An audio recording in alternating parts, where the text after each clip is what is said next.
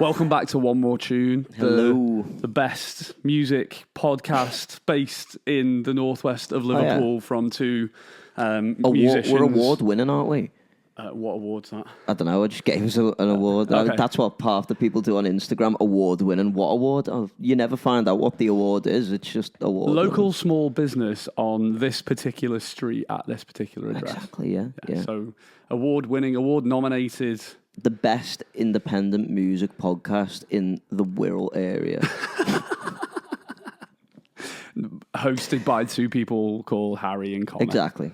That's what we'll go with. That's going to be on our bios, on our business cards. 100%. Yeah. Yeah. So if you've got a problem with that, then the best Harry James tribute act in the Northwest. yeah. Is that you or is that me? How was your weekend, Connor? Well, we need to cover 2 weeks, don't we? Because we missed last week. There was a bit of a... unfortunately, I was in Newcastle. Unfortunately? Yeah, you're not wearing... I mean, you are wearing black and white. I know. I was going to wear my nice fancy £100... What shirt is it? Newcastle. Toon. No, I mean... no. Listen, it's a memento, So like we plazzy. said. You're so plazzy.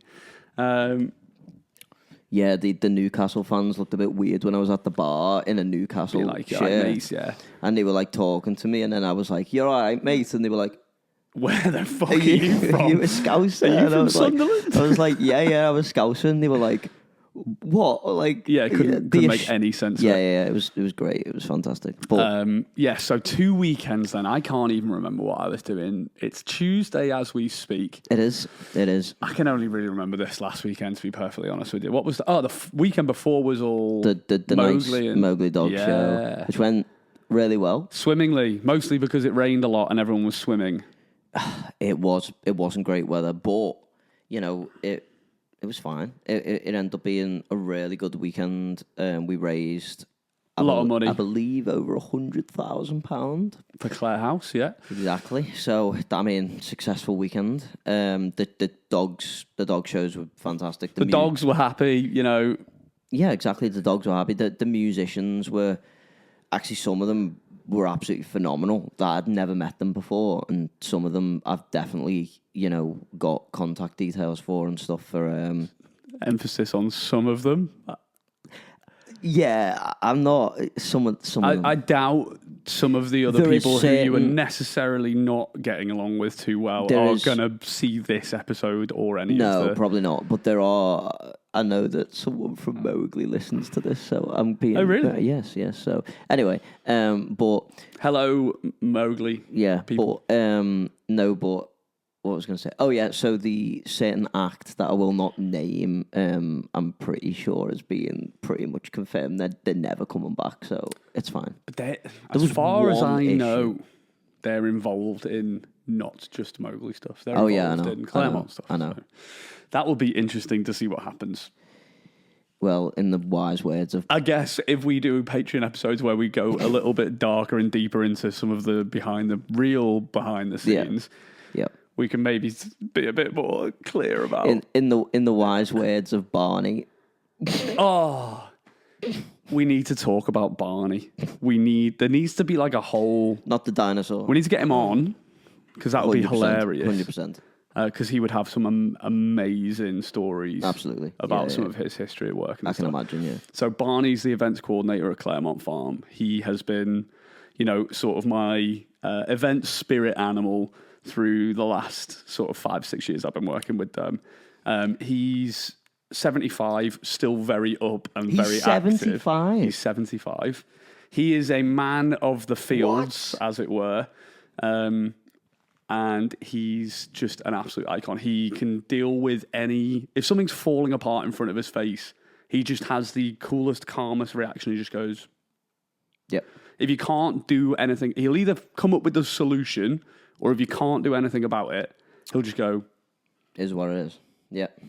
So I've now adopted that as a North Star for if I'm ever freaking out about something. What would Barney do? Exactly. It's the best way to be. Not the dinosaur. Yeah, definitely not. We're But yeah. a happy family. Oh.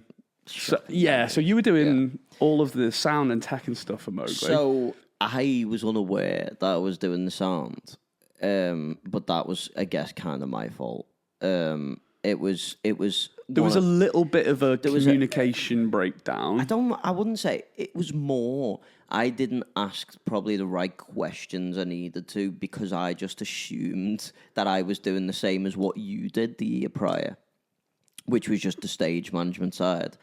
I didn't do any of that the year before. Yeah, so obviously I just assumed that that's what I was doing, right? That I wasn't doing the sound. And then obviously when I got there, they were like, "Oh, we need you to do the sound." The sound guy, like from the equipment rental place, he did see me briefly and was like, talk to me a bit about the desk. He was like, "Okay, you know what you're doing," and then he just got off. But it ended up being quite fun, and with the exception of that specific act that I shall not name, it went very smoothly. And all the other acts, I feel very mean against them now, but all the other acts, were fantastic. I'm not saying they weren't fantastic, but the silence is deafening. Anyway, I can't really remember what I was doing on that side. You were at a wedding, weren't you? Yeah. I've been slightly ragey at my gigs over the last few weeks. Was that with the drunk guy who was asking you to turn it up? Yeah. So I was booked to play the drinks reception after the meal at a wedding in Wales in a big tent. There's quite a oblongy shape with a bar in the middle. Everyone was sat with the meal one end and there was a dance floor at the other end. So what the typical run is for, if the weather was good, I was going to be outside. The weather wasn't great, so I was inside by the bar. And it was for the after meal while the evening guests were starting arriving. So in my head, what kind of energy level did you pitch that at? Sort of mid, maybe build it up if people start dancing. Don't go in banging away on the stomp immediately into that gig. Don't do that. That doesn't make sense. So I go in, start playing, relatively chilled. One of the lads who had probably been chasing a few vinos around the dinner table was very, very interested in me turning it as loud as possible while there are, the full demographic of a wedding there. So like nans and stuff. And obviously I am there as entertainment. I am there to start to begin to warm people up towards the evening. 100%. But part of that game is that you have to basically win the confidence of a room of people who don't know who you are for the first bit at least. Yep. Make people comfortable and then you can take them with you. Yep.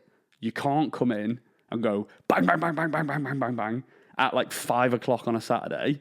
Yeah. And expect it to just go like that because you're going to lose half the room instantly because people will be like, what's going on? Yeah, got to read the room. Yeah. Yeah, so normal, natural progression through a gig to get bouncing towards the end. And he just come over and he was like saying to me, I used to do this.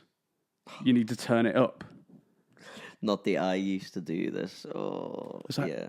Okay, well, why don't you anymore? What was it that you were doing that used to be in the key? But also, if you did, and you're another musician, I couldn't ever imagine going up to someone. I'd never and be someone... like, "Oh, you need to do X, Y, Z, change this, Yeah. And he like gets in between me and my speaker and starts trying to like mess with it. Yeah. And this is a week after I was doing another gig where someone was messing with the speaker while I was playing that I wasn't mega happy about.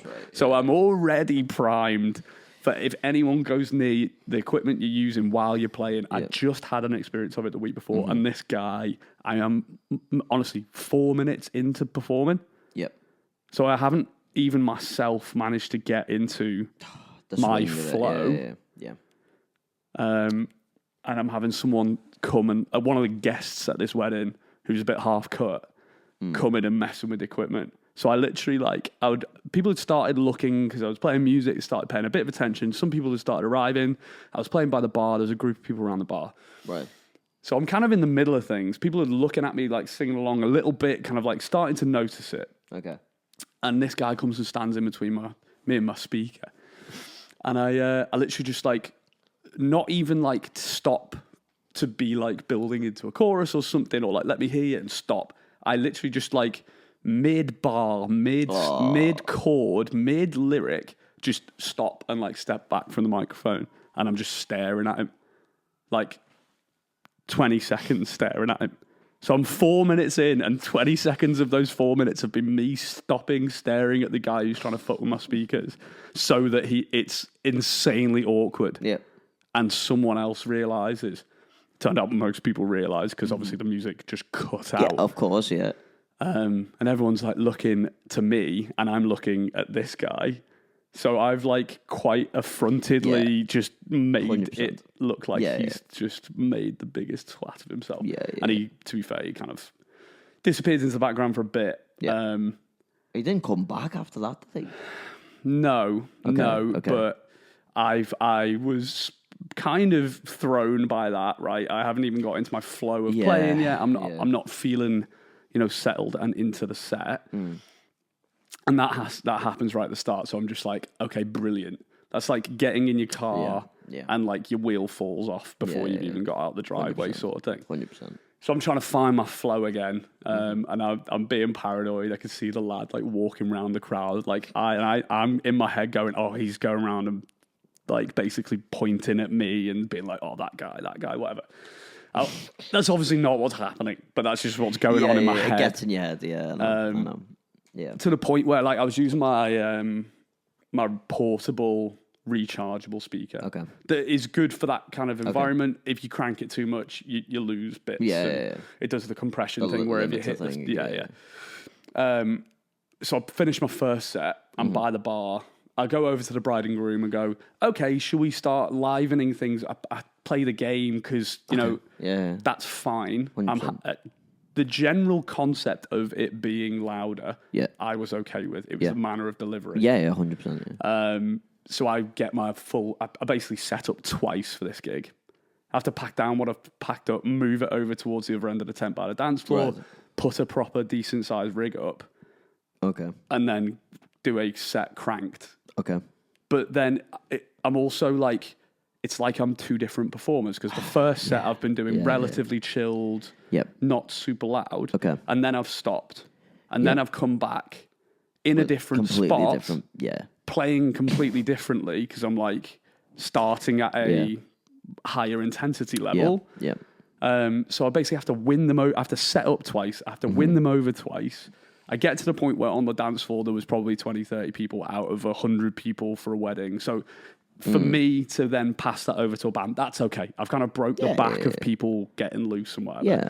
I think if you get more than like the most awkward thing for me with the wedding dance floor thing is if you have like and it only really happens in afternoons, I guess, but if you have like a situation where there's like 3 awkward like people just dancing and no one else is that to me is the worst. But I think they are my favourite people because they start off. Yeah. I know, but when you're at that stage, it feels so awkward, and if it only stays at that stage, it's really awkward. Well, it's the really hard thing of like how do you measure success for us, because it's like we've been saying recently.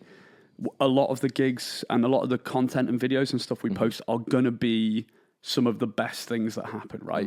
You're going to post the liveliest set. You're going to post the most jumping around, the most crowded room, whatever it is. 100%, But that is often peaks of events. And also not all events are like that. Social media is... It's like anything, it's the best 100%. Foot forward. Well, I said to you, didn't I, the other day, so obviously this Saturday I played a wedding, and it was just one of those weddings that, like, it was an evening party, but it wasn't too late. And it was like, they still had the kids there and whatever, especially the first set, they had all the kids there. The kids were, like, sort of crawling across the dance floor and things. So you're not going to get people up raving, right? So, like, basically there was no one up dancing and things. And, in my head, I was a bit like, oh... It's so hard to not be like, I'm failing, alarm. But, as I say, but then... Obviously, as the second set progressed, stepped it up a notch, brought in the stomp heavier and things, got everybody in, everybody up dancing.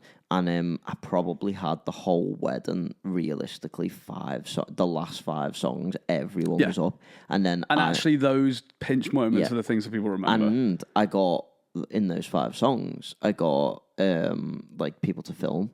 And then that's what I posted. Yeah. And if somebody seen that on my Instagram, they would have been like, whoa, like the whole night he had everyone up. And no, I didn't. Like, it was just a couple of songs. But, you know, they did actually say to me afterwards, they said, like, you know, really good reviews. They said, oh, it was amazing. They said, they even said, because I think they noticed, they even said, like, listen, don't be like a bit disheartened kind of thing. Like they literally said like everybody's got the kids and stuff and like and really, it's like a big collective group of people all getting together for another reason, and 100%. It might be like the first hours all chatting for evening guests or whatever. Similar things happened to me on Saturday night.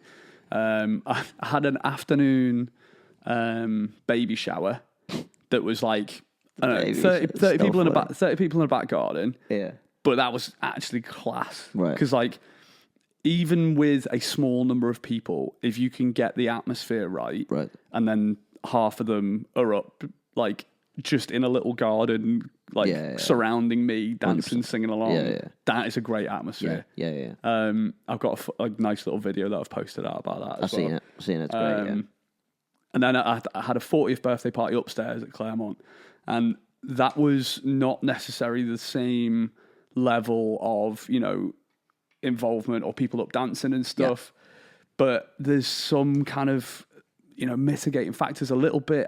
I wasn't like super happy with, you know, it's hard to kind of rank where reasons might fall as to why something doesn't pop off or not, but also 100%. It can still be a good thing, good party, people have a nice time even without it being like a rave. Like 100%. They might not be those kind of people. It was a 40th birthday, so like I imagine a lot of people got young kids and stuff, and like their life might not be around like going out and going mad and going 100%. Raving and shit. So to not like, we got a few people dancing. There was by no means was it like just barren, but it wouldn't have been comparably to some of the other things that I post like the same bracket.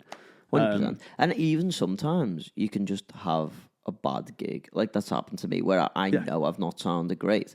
And the way I try to think about it as well is like... It's like being a footballer or something. Like it's your average, innit? Yeah, like the best striker in the world doesn't score every game, you know? Like... if you're Calvert-Lewin, you don't score for 9 months. yeah. But you random Calvert-Lewin slamming there. But as I say, exactly, you know, and that's the way I see it, is like and it's hard because sometimes you just know you're not on your game, and it's bad because the people who've booked you don't care, like you know what I mean? It's not fair that sometimes you are only human, and sometimes you wake up and maybe you just feel exhausted. Yeah, one of the mad other sides is like any of the reasons why you might not be emotionally or physically at 100%, they can't really matter. Exactly. They're not really allowed to That's matter. the point of this job, which is hard, because if you work in a lot of other jobs, you can still do your job and be miserable. I mean, I guess, you know... if you're not customer-facing... 100%, that's what I mean. So if you're just behind the scenes... If you are customer-facing, some people just do that anyway. 100%. But as I say, but with the problem is, because our literal job is to get the party going, get everyone... people to like an ecstatic point of like jumping around. You can't really do that if you're just feeling down in the dumps. Like, exactly. Yeah.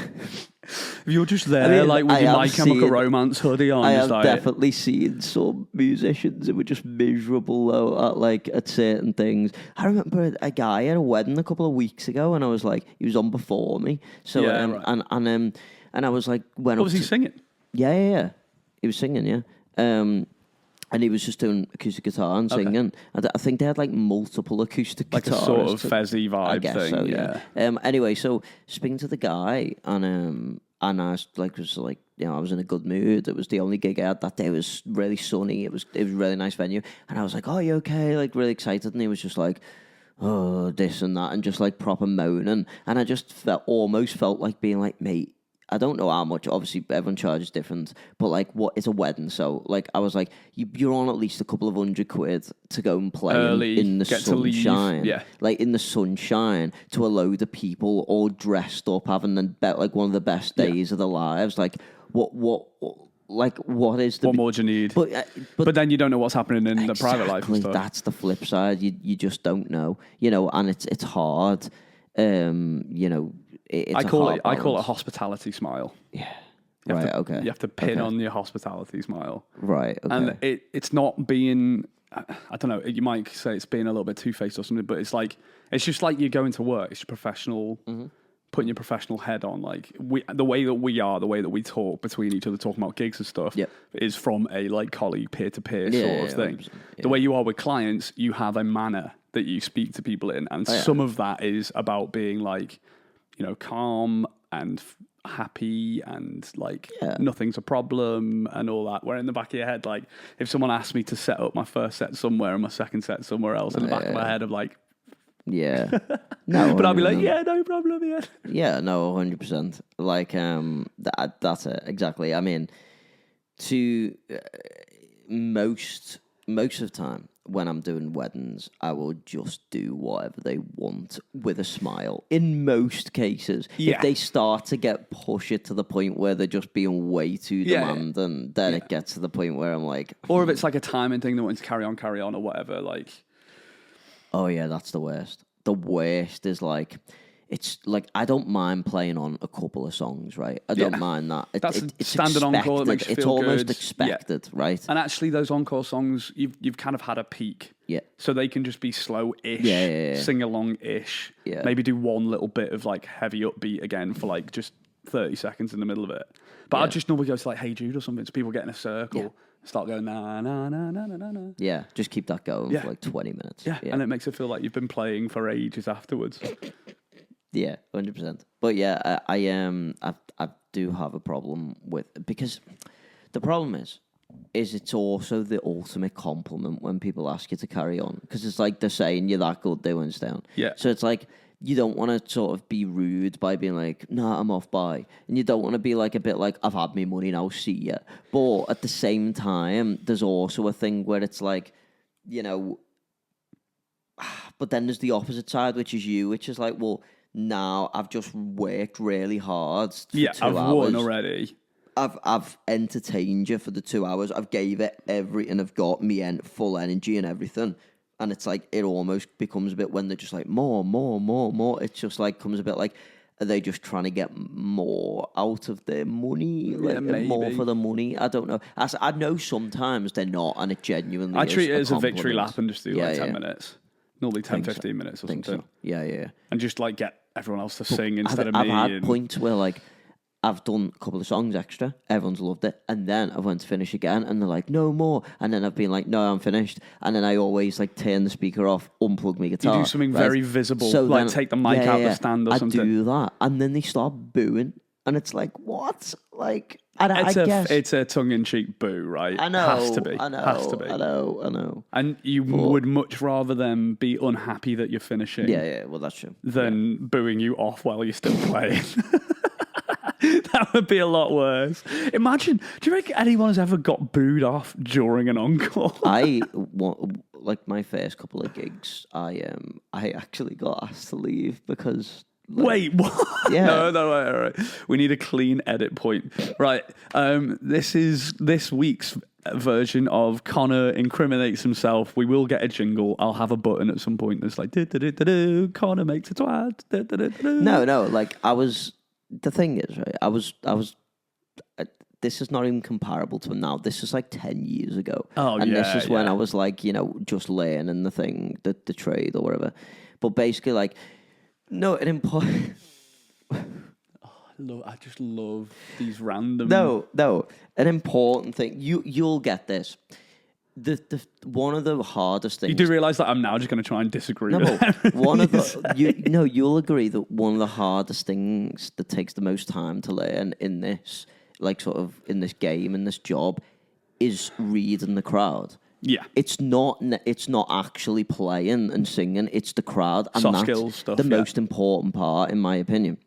Because you can be the best singer in the world, but if you're playing the wrong type of music, But you also you're going to die need of to death. have had time to build a back catalogue enough Yeah, to yeah. have enough things to pick from jump to around be from. able to read the 100%. crowd. So I played a gig, like probably maybe like within the first 3 months of me properly playing in bars at weekends and things. Yeah. And basically I was playing in like I don't know how, like, you know, a classic British cornerstone pub, right? Yeah. It was like, you know, just one of them kind of pubs, much older crowd, right? Now the young, Tricky gigs. You just play Beatles around here. yet now, but the young Connor who had no idea, like wide-eyed Connor of like no idea about looking at the age and playing to that, I goes in and just starts playing like the songs I was into Mardy at the Bum. time, which is like, yeah, so like indie sort of like, you know, You're Not 19 Forever. Yeah, like, right. Imagine playing You're Not 19 Forever. You're to, not like 90 17, forever. 70.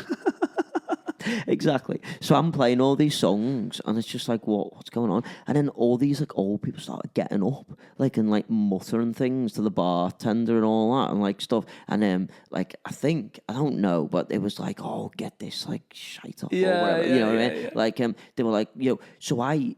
Where's the ukulele band? Yeah, oh yeah. So I started emptying the bar, right?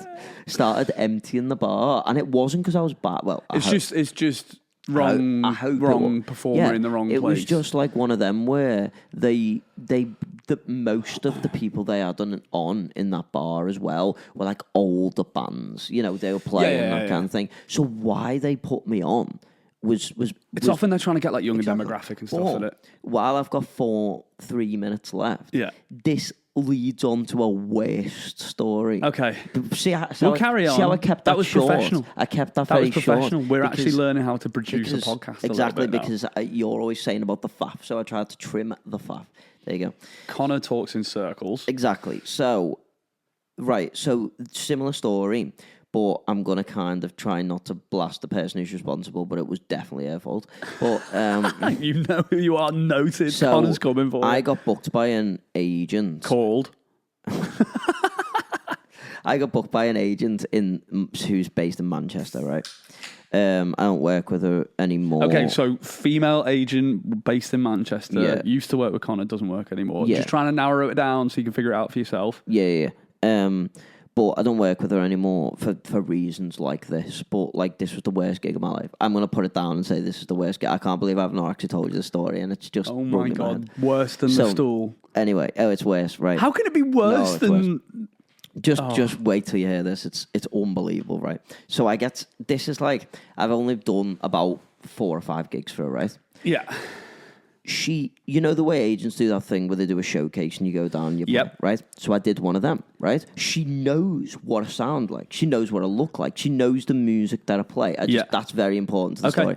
She knows me, right? It's not just some random thing off the internet, right? Where she's just seen my name or whatever. Yeah. So she books me and she says, I've got a gig for you in a hotel. And I'm like, Okay. This is like a couple of years ago. So like hotels to me at this point, I'm like, oh, because I'm mostly playing bars, right? So I'm like, a hotel, very nice. So anyway, she says, I've got a gig for you in a hotel in Manchester. She's like, it's like, I don't want to name it, but it was like a posh hotel, right? You can name a hotel that you did a gig No. at. Okay. Right. It was called, so it was like the Mercury Hotel, right? Mercure? Right. Yeah, the Mercure. Mercure, they're like a chain. Right, okay. Yeah. But this is important to remember that, right? So I'm like, oh, this is swanky. So I Googles it. I'm like, yeah, I'm in the Here we go. I'm in the big times now. Like, you know, I calls my mum and that. And I'm like, yeah. Anyway, so I was like, boss, everything prepped for the gig. I'm like, yeah, great. Anyway, so then she sends me the postcode and that. So I'm just like, okay, types in the postcode. So I'm driving, follows the sat nav, gets there. And I'm like, this isn't Manchester City Centre where it's taking me, but I'm following the postcode she gave me. She gave it to you, yeah. And I was like, and it does say Mercure Hotel. So I'm like, okay, sound. So anyway, carries on driving, gets there, pulls into this car park, like, this definitely doesn't feel right. So anyway, as it gets into this car park, it says the Mercure Motel, right? Oh, sick. Right, wait, it gets So better. it might not be Mercure then. Gets better. No, it's definitely not. Right. So anyway, I'm like, oh. So anyway, I get out the car, starts bringing in my gear, right? I was on after the bingo, right?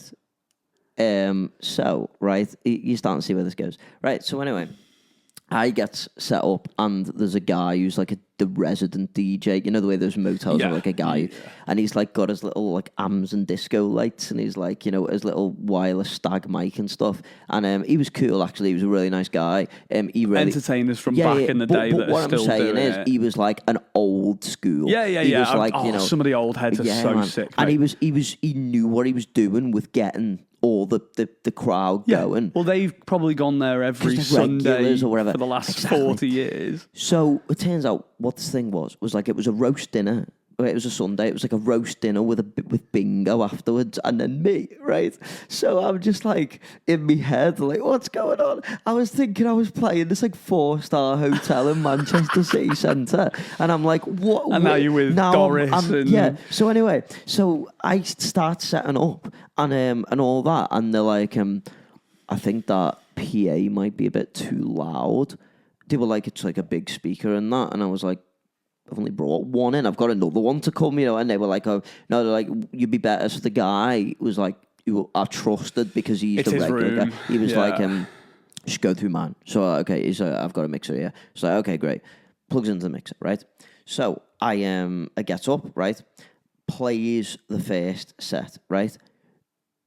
Nothing, no clap, zero reaction, nothing, right? Okay, people at the bar complaining, right? So the manageress, who's not spoke to me up until now, comes up to me and goes, "Hi." She was like, "Is this like?" She was like, "Is this like what you've been your told to set play and that?" Yeah, the usual. And I was like, "Yeah, why?" And she was like, "It's just like," she said, "it's not really the type of music that we have on in here, and do you not know any like 50s songs and 60s?" And I'm like, no, I'm like, and I knew what was coming, and I just said, I'm going to be honest with you. I was like, I've been sent here by an agent, as you know. I was like, the agent knows my set list. I've sent them a copy of the songs I play. I was like, which is exactly what I played tonight. You know, I was like, they've seen me. They know like exactly my setup and my sound. I was like, I said to her, I'm going to be honest with you, I have got no idea why she's put me in here. I was like, because this is not the type of gig that I would go down well in. I was like, I don't play any older music. I was like, I'm actually, and I'll admit this, like, I'm not great with my crowd work of talking and stuff. Like, I just play, you know, and stuff. So whereas, like, a lot of the older crowd like people who are a bit like, come on, you know this one. Yeah, exactly, you know, or like calling Blue-Eyed Jane good looking or something down the, I don't know, you know, but...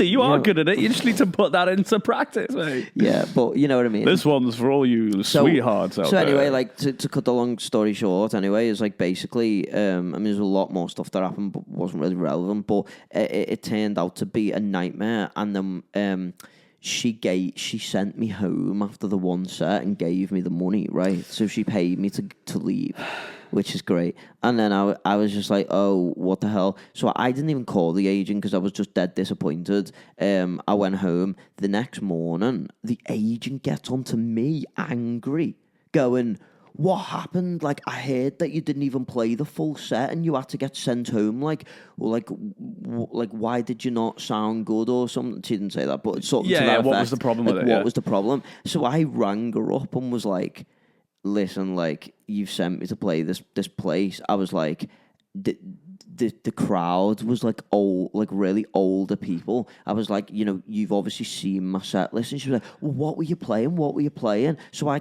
told her what I played and stuff like that. And she was just like, oh, like, I don't understand what the issue is. Like, that's just middle of the road songs and things like that. And I was like, well, they were saying that they were, you know, after... They were done. Oh, yeah. And then she was like, I do normally book. She said, like, sort of backing track singers and that on their, like, cabaret stuff. She was like, but she said they had asked me to put on something a bit different. You know what I mean? She said, because she said... Yeah, they meant late 70s, not early 70s. Yeah. So she was then, and I don't know whether this was just her trying to protect herself, but she was then blaming it on them, being like, I've just done what they asked. They asked for something different. It happens all the time in life. People who make the mistake double down and get angry. It's like if you're driving around and someone does something wrong and you beep them, Yeah. they might like double get angry and be swearing at you, even if they pulled out on you or whatever. But she still asked for a 20% commission. It's like, I mean, yeah, okay, I've been paid, so I'll pay you, but like, I'm not being funny. Like, you getting the 20% commission for sending you into the slaughter, snake pit. literally. Yeah, terrible. Honestly, that was one of the worst gigs ever. So it wasn't as funny as the Macaulay story, but it was. It sounds like it was pretty traumatic. It was traumatic. Should we take a break? Yeah, absolutely. Right, back in a second. Hey guys, hope everyone's enjoying the episode so far. Please remember to go and follow us online, TikTok, Instagram, all those places. Like and comment on this. You can book us for any private parties, events, weddings, whatever it is. Drop us a message on our socials. Come see us live. We're playing every weekend around the Northwest. Let's get back into the episode.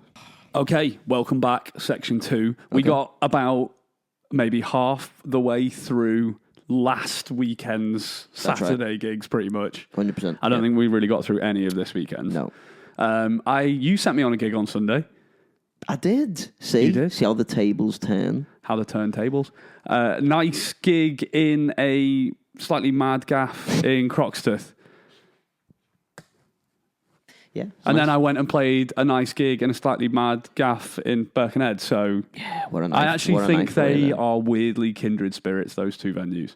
They're quite interlinked, aren't they? Like the kind of atmosphere there. Yeah, very similar.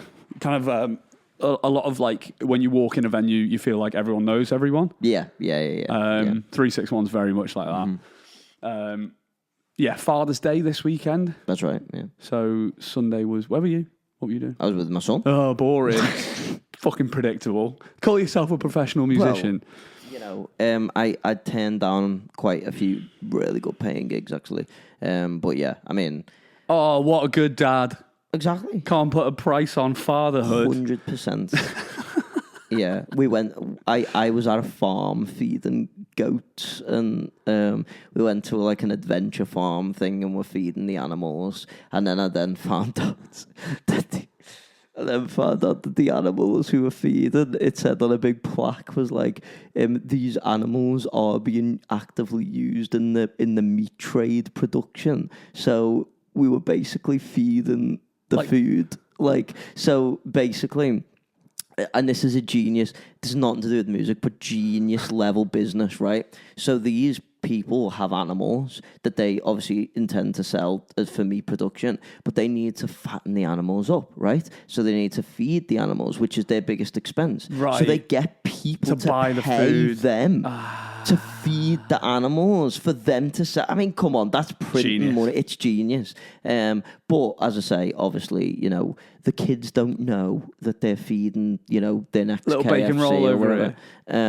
it. So obviously the kids just love the animals, and you know, and it is a great day out, like I will say. I felt really... So did you have a bacon butty in the morning?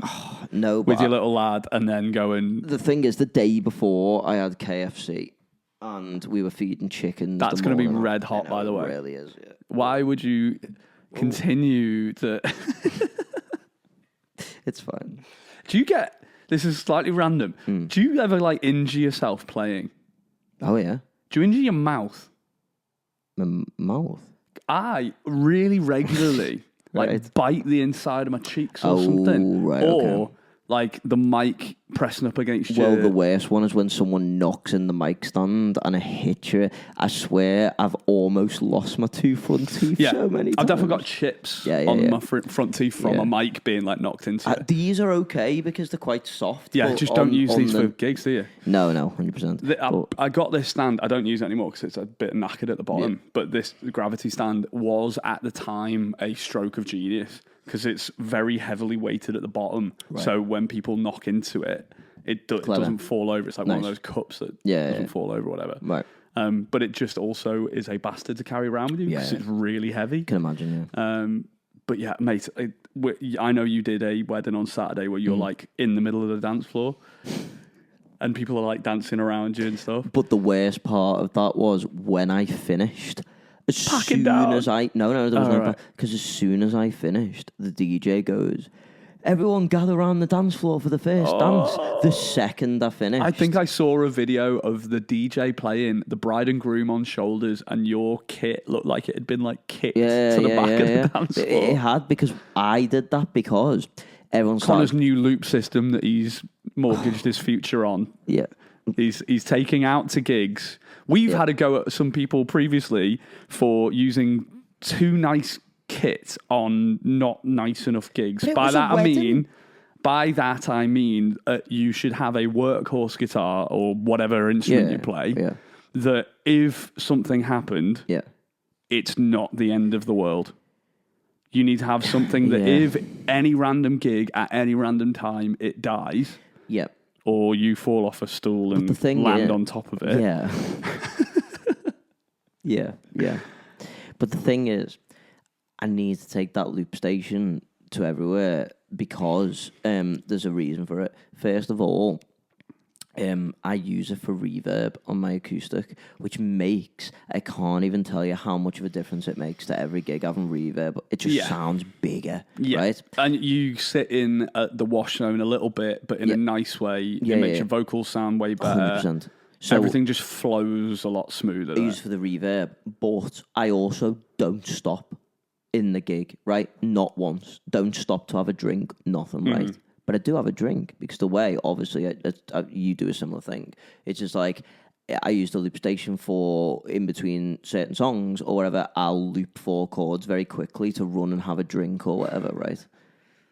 What? You're playing Save Tonight dead quick and like fucking off the dance floor. Go and neck a bite at the bar and run back to the stage. Let me tell you that it works. I love doing that. I have done like the best one to do it is without a doubt Sit Down by James. You just play those 3 chords. Because the verse and the chorus are the same chords. So you just loop those chords round, right? And then obviously I can loop me stomp as well. Loop the 3 chords, you loop the stomp behind it, right? You can literally just fuck off to the bar for like 20 minutes and everyone's still going like, can you? Mo Salah on the dance floor. We aren't singing Liverpool songs on this. No, I know, but I'm just saying that's what happens. You know, or the singing "Oh Sit Down," whatever. Or RVA, baby. The same way, I guarantee. Hey Jude, right at the end. Yeah. If you, I do loop that. I did a funny thing. Okay. Oh no, we did.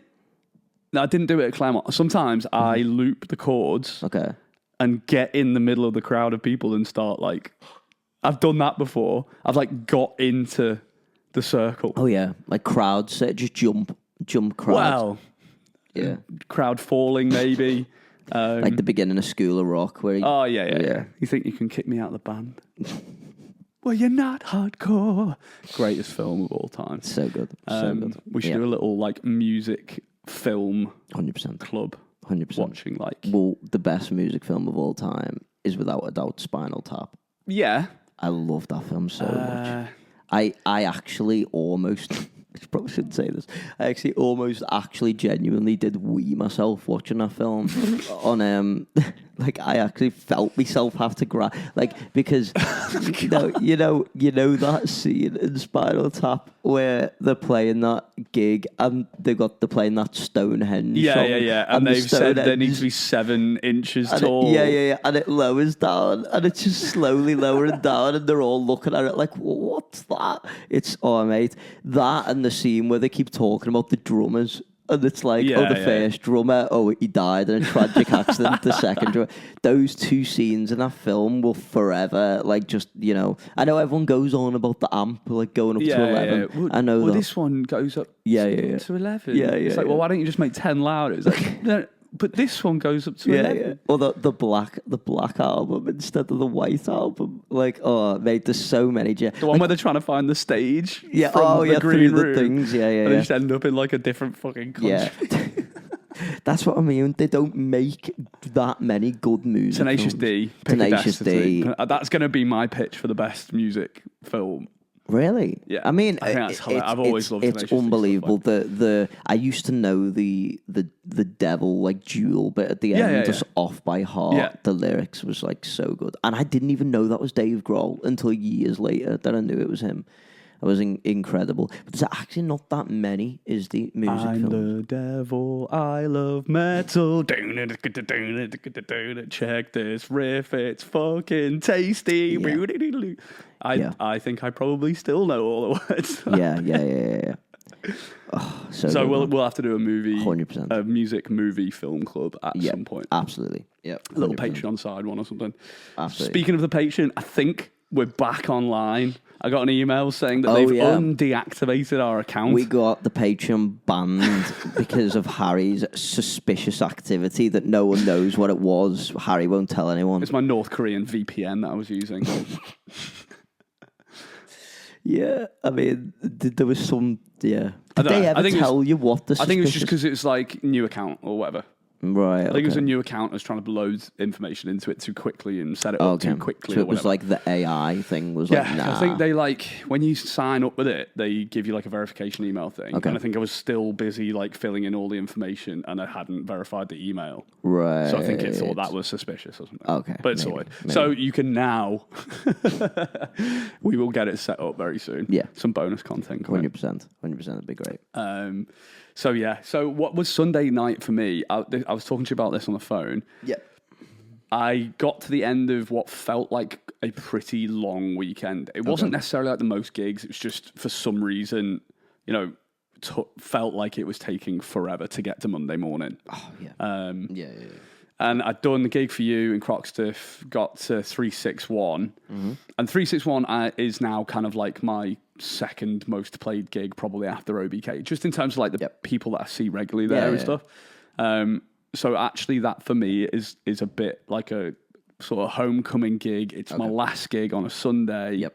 Everyone there I know and I get on with. So actually, as last gigs go, when I was probably going to that gig in a mode of I can't wait to be done, was actually really good fun. Right. Really good fun. Because a lot of those people who come to see us in OBK on Friday night. Okay. So I had the freedom to be like, okay, I'm going to deliberately not play the same set because I know a lot of... You got your standard backbone set that you kind of just can automatically play without really thinking about it. Yep. Doesn't mean you're half-arsing it, just means you know what works. Yep. Anyway, tangents aside, I basically said to everyone, because a lot of you were in here, saw us on Friday night, I'm going to open the floor to requests and stuff. Right.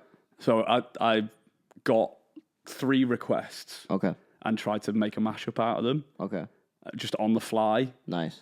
Using the loop trick of... So basically, they were all the same chords, though. Yeah, I took a minute to just load up tabs really quickly, figure out where I might play them really quickly. Yeah. Obviously, there's going to be some bits where like there's a high note that you hadn't accounted for, and it messes you or whatever. That always happens to me. Yeah. But what I was doing, because I really love improving vocal lines looped over stuff. 100%. That's my favourite little trick. And one of the lads in there had said to me, do more solo and stuff. Because a lot of my gigs recently, I've just been playing through the songs, chords and singing. Yep. Because I'm trying to like play as much music that's going to catch the attention of as many people in the room as possible. Absolutely. Playing the solos is a little bit for my own interest a lot of the time. Oh, absolutely. Yeah. It can also be like a way to make a song a little bit longer so you're not having to churn loads and loads of stuff out. 100%. But in this environment, I was able to lean into soloing loop stuff over the top. Okay. And that actually helped me bridge between changing songs, right? So I'd be like, okay, I haven't played this song live before. I need you to help me sing it. Let's give it a go and see what happens. Yeah. And it is the best testing ground for stuff. Absolutely. From that gig, I've got 10 new songs I might get into my A-list set. Nice. Yeah. And it's just so nice. Play verse, chorus, loop the chorus, play the vocal line on solo guitar with things looping, and then use that loop as the minute where you don't have to play, so you can tap on your iPod, go to the next song, get ready to break out of the first song to start the verse of the next one. And I did that like with maybe 4 groups of 3 different songs. Yeah, people would shout out a song and I'd go, okay, we're gonna mash Real Gone Kid into The Script Man Who Can't Be Moved into Chasing Cars or something. So have you seen, because this sounds very sort of similar but not really, but have you seen that guy, and I can't remember his name, this will annoy me, but anyway, he's a rapper or something, right? And he asks people to choose random words or something. Okay. Have you it's seen like this? Improv on the spot. So stuff. he basically asked it. Yeah. So they basically. Is he the guy on TikTok who's he does like Omegle or whatever it is. Yeah. But it does my head in because I follow him as well and I can't remember his name. But Anyway, my point is he's that an American guy. That's right. Yeah. And he just like he's got sick flow as well. To be fair, it's not just like he's unbelievable. We're gonna take a town name and then it's a cringy. Rap. They're but actually it's sick. not even just like because some people with them they have like a pre-written script and they just swaps it. Yeah. He's literally in the flow. Yeah, because then he'll like the next line will be like breaking down everything. How to spell the word exactly, or and it's flow from that as well. I think his name's Harry Mack. I'm sure it is. It's something like that. Okay. It's something like Harry Mack. Yeah. Anyway, so point is obviously that's a similar thing, and I always thought to myself that like it would be sick because to just not have a set list. It would be cool. Turn up no set list. Most, like people are doing this acoustic jukebox thing. Yeah, have you seen this? Right, that is sort of cheating. Is it? Why? Just because. Okay, from the purity of the improv stance of I've not played this before, let's have a look, let's figure it out together. Mm-hmm. That's all stuff they've got in their wheelhouse. Like, I could say that I'm being an acoustic jukebox with my normal set list and go, these are the options of songs that you've got that I already play. Okay. So, you know what I mean? You're just getting them to pick the order, but you're probably going to pay them anyway. Yeah, okay. Yeah, no, but I was thinking... After watching that rapper guy, I was like, there's a world where in a gig you could basically say, like, because most pop songs are around the same 3 chords, let's be honest, same 4 chords, right? So I was like thinking... And the range is never going to be more than an octave. And I was thinking, stick it in the right place. There's a world where you could have a section where you're just like, okay... Give me a song. But it's the Axis of Awesome 4-chord song thing, isn't it? You know what I mean? And then some... Yeah, but the reason why is because, you'll get some smart, sort of idiot that'll go like, play Hotel California or Freebird. You got like Vivaldi, 4 Seasons or something. I don't know. C, G minor, A, F going... But I mean, like for most pop songs... my new, I'm kind of doing exactly against what I've just said about telling people set lists. But, like, obviously not going into whole set lists, but I've got the section now, like you were saying, with the looper thing. So, obviously, I do this thing with the Jerry Cinnamon, as everyone does, where you got the belter and then you do the thing. But, that's just well known. It's funny, isn't it? It's just well known now. We've talked about this before about like there's no real ownership over covers, but you might own mashups. But also like there are some mashups that are now just so ubiquitous. It's in the public domain. Yeah. So like so anyway, I do that. But the thing is, right, is that then I go to these 3 chords, which is those chords I was playing. You said it's the chords for Pretty Green Eyes. Oh yeah, so it's like A, C sharp minor, B, or exactly, whatever. Right.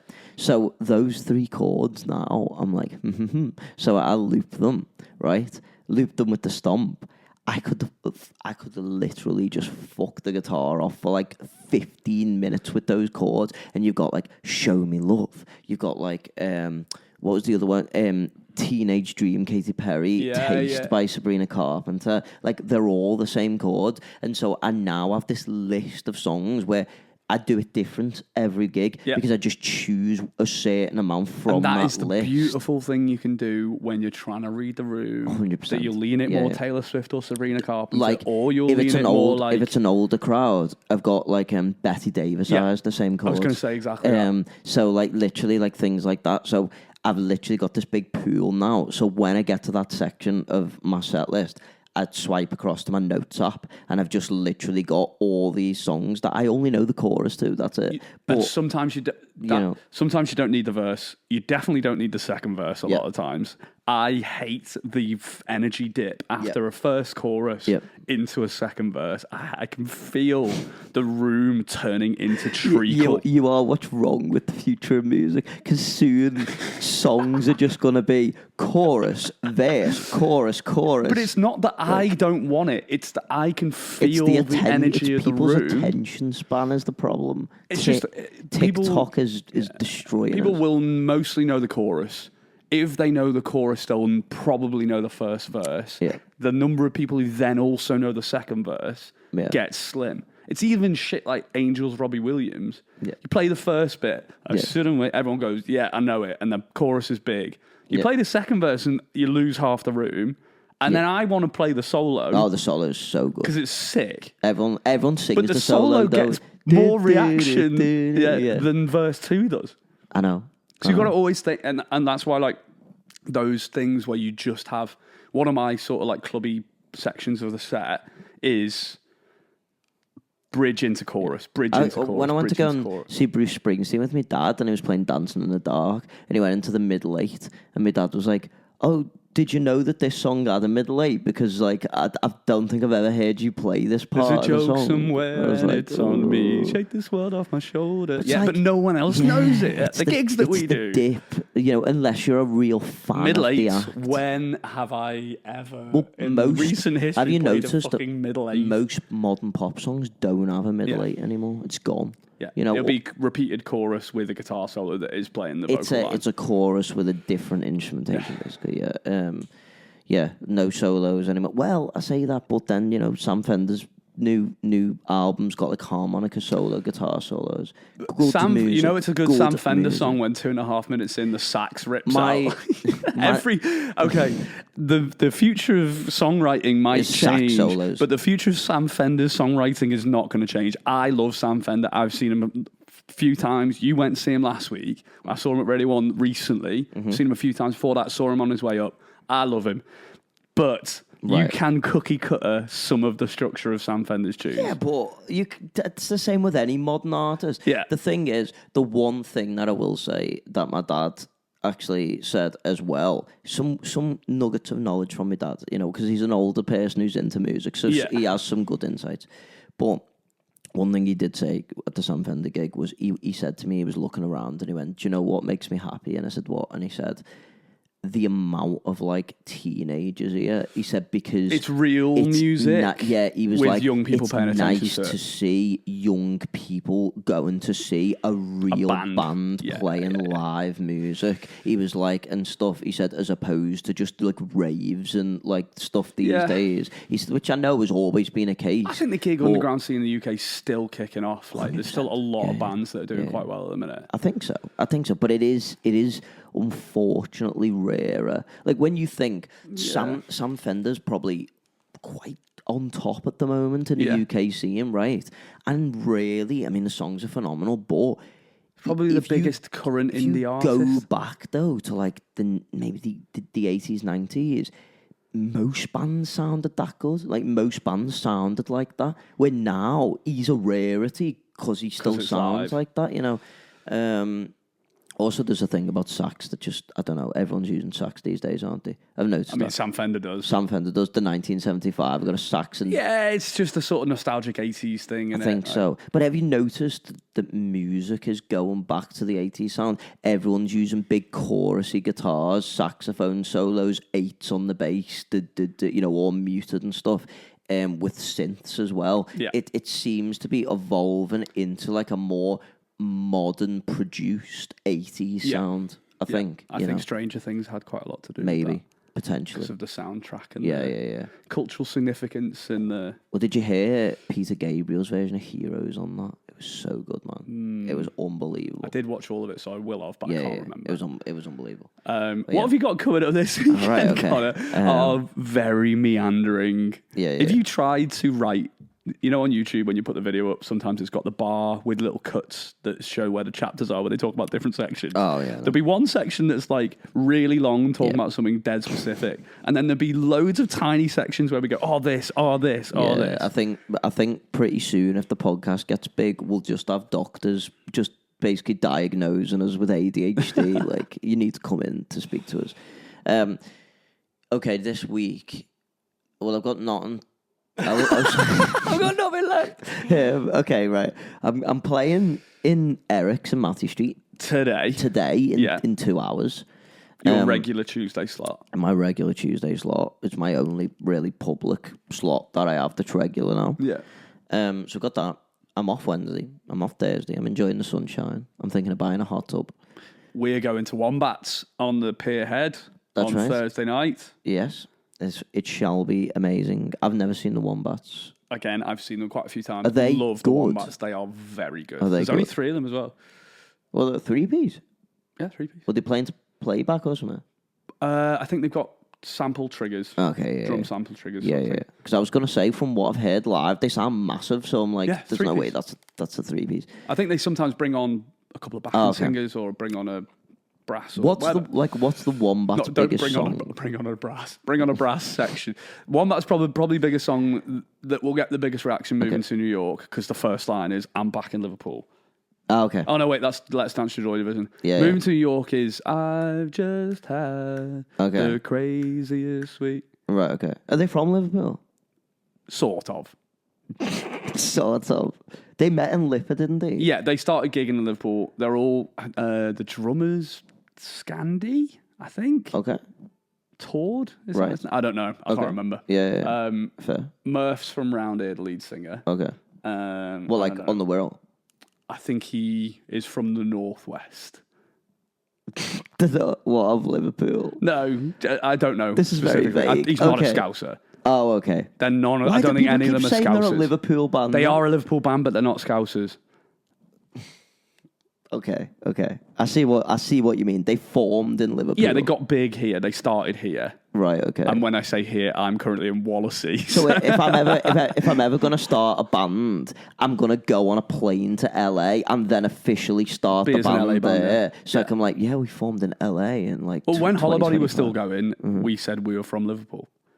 Okay. I mean, and Jack was probably he's the only one who lived in Liverpool. You're close enough, though. Like... From someone who claims themselves to be Scouse. I am. To say that Wallasey's close enough. But I was born in Fazackley. Oh, yeah, sound, okay. Exactly. The Purple Bin Brigade. This is meant to be us talking about. Okay, so... This is why we need to do Patreon episodes where we can just literally talk shit. Yeah, okay. This is... We have to keep it vaguely on the tracks. We've done a very bad job this week. Okay. So we're going to the Wombats on Thursday, but what work are you doing this week, Colin? Okay, so Friday, I'm playing in the tea rooms in Birkdale. Yeah. Right? See, I'm on the ball. Yeah, you were telling us about this. I know it. Which is really lovely gig, lovely place, really gets rowdy in the night. It's quite laid back in the day. Rowdy tea room. Okay, Someone Saturday. Get the doilies out and stuff. Saturday, I am playing in the Devon Doorway after Carlos. He got me in there, so I've got no idea what it's like in there. It's my first time playing, but I've heard that it's good. They're doing like a day fezzy thing. They normally have chilled Sunday gigs. Yeah. I think this is like a summer party thing they're having, so I'm doing that. And then I'm doing some crap event afterwards. Some small, event that never sells any tickets. Yeah, 100%, yeah. It's on some farm or something. So I will love to have you at Claremont Farm doing the acoustic sessions with me on Saturday, which is our third sold-out event of the year. We've only done 3, so they've all sold out. Right. There's 2 left this summer, and then we'll obviously do a couple of Christmas shows yet to be announced. That's because Harry buys 90% of the tickets. Yeah, and then give them out as freebies to my mates. Yeah, 100%, yeah. I was going to say something. Rent a crowd. I was going to say something. If I remember, I'll tell you off air. Because I don't think it would have gone down very well then. Yeah, me, I've got... so there is a venue near Claremont Farm in the courtyard behind the back that is a... Lost. Lost. Okay. Yeah. So for people who don't know. Is that where you're playing? I've got a wedding on Friday. Is that the first one you've done, isn't it? I haven't played there. Yeah. So the guy who opened it... We've all played there because of me. Because of you. This is how sound I am. If you want to get into music, just be mates with me and I'll get you gigs, right? Oh, yeah. Okay. Because the guy who was opening Lost, Lockie, Dead Sound, knew me from doing stuff with Andy at Claremont and that. Yeah. Yeah, so he contacted me to be like, oh, we're setting up. We want to kind of talk to you about what like the music setup and stuff might be. Mm-hmm. They had a few events where they get in chefs and stuff and do like food nights. Yep. So they've had Hardy's do it. They've had some like well-known Liverpool chefs and stuff come in and do it. Mm-hmm. They also do weddings and stuff now. Yep. So I gave him a list of musicians because the dates that he was asking me to do, I couldn't do because I had other bookings and stuff in. Correct, yeah. And since then, everyone else I know has basically played there, and I've still not played there. Like Can 2.5 we point years out, later, though, that he hired Carlos, right, for a Mexican to do night, the Mexican Hardy's night. Mexican night. Yeah, and it was like a what is it, Dia de Muertos, or the Dia Day de of los the Dead? Muertos. Yeah, that thing. Day of the Dead. Yeah, they were doing a Day of the Dead thing, and I was sat there thinking, but he's not Mexican, he's Spanish, like. Close enough. It's just like the opposite side of the world, but it's fine. Yeah, but it's a really nice venue, really nice, absolutely stunning. I've done quite a few parties, and they're now both DJing and singing. Okay. I'll have to pick your brains about setup and stuff. 100%. But yeah, I've got, and Nice. that is a wedding for a couple who have come to a lot of the acoustic nights. Oh, So okay. we're already on the same team. Okay. That will be Nice. class. Yeah. And then you've got sold Claremont. out Claremont, and then I'm taking a little bit of time off because I'm turning 30 in like a week. Nice. So, like, the next time we film, I will turn 30. Yeah. My hair will have gone grey. Oh, yeah. My teeth Yeah, will yeah. have fallen out. I'll Right. come on crutches. Okay. Yeah. And I'll still be singing the same old tunes. Got to be careful with that stomp in the old age. My knees are Arthritis going. comes quick. My knees are going. What, like actually? Trying it from doing upbeat Okay. party where you can't be on a stool, you have to be up and going for it, right? Yep. I have to lean on what's basically like a flamingo, the other one. Okay. You know, pelicans, Yeah, flamingos, yeah. easily confusable. Yeah, definitely. Yeah. Like a flamingo, I've got to stand on one leg so I can do my stomp with the other. And then I've spent 2 hours Standing on going one leg. mental, standing on one leg. I wake up the next day and I'm like... Just loop the stomp. No, because I use the stomp as another instrument. It's not just on going pound, being boring. Everybody up dancing, going or whatever with the looped stomp. Boring. It's great. I do some like little triples and little da-da-da. Triple. And, yeah. The double kick drum. Yeah, and then you drop it just before the chorus and go back into Yeah, but it. I can do that. Yeah, boring. You just press stop on the loop station, bring it back in. The way I do it is the way it should be done. Well, And I will not hear anyone say it. You'll still be saying that wheeling round in your wheelchair in 10 years, yeah. With a mechanic leg just doing the stomp for me. That's what Yeah. you've got. You need like You've basically got a mechanic leg doing the Yeah, stomp. you need a robotic sort of leg, and then you just need a setting on it to just stop. Yeah, exactly. That's what you need. Terminator. So if anyone is either a good masseuse and can help with some of the ailments of being a musician, or knows people who build robotic legs and stuff, get in touch.